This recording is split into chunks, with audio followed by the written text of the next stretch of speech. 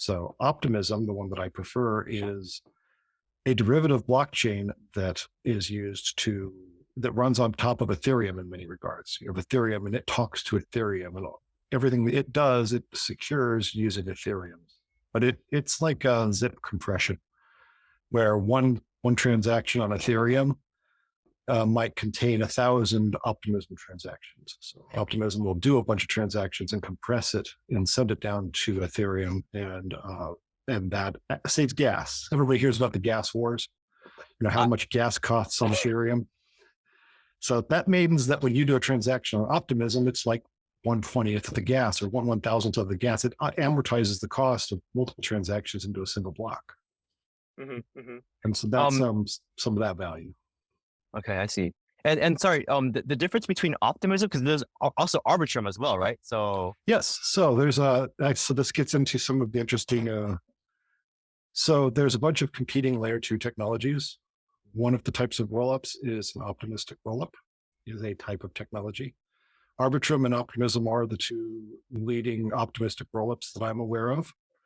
They largely they have similar technologies, although they're diverging now. Arbitrum is more popular presently, largely because a lot of their decision-making, in my opinion, is a little more centralized, a little bit more controlled. But they did get a proof mechanism implemented before Optimism did, so people are favoring them. And because they're centralized, they're able to accelerate certain things faster. They keep everything under control and they push it forward. A lot of the decision-making there. Anyway, they are a good chain. They are a valuable chain. They compete very well with Optimism. They solve a different problem. And that's really where these L2s come in.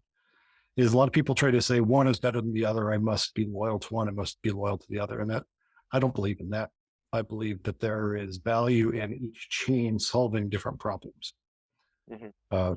Optimism's trying to be bigger.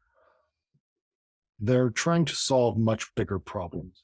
And they're not trying to find the answer. They're trying to give the community the tools to find their own answer.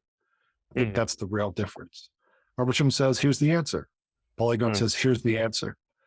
And they're right. They solve these problems really, really well. The problems that they choose to solve. You can do a lot of transactions on Solana or any of these other, Optimism. It's like, here's the tools to build the thing that you want to, that you think problem needs to be solved. So they have the op stack is something they're dropping very soon, which is you can make your own blockchain and run it on top of Optimism or on top of Ethereum. They give you the tools, you work it, make some changes, and you can tweak it to be solve whatever problem you want to solve. Okay. That's good to know. They're just giving you a blockchain here.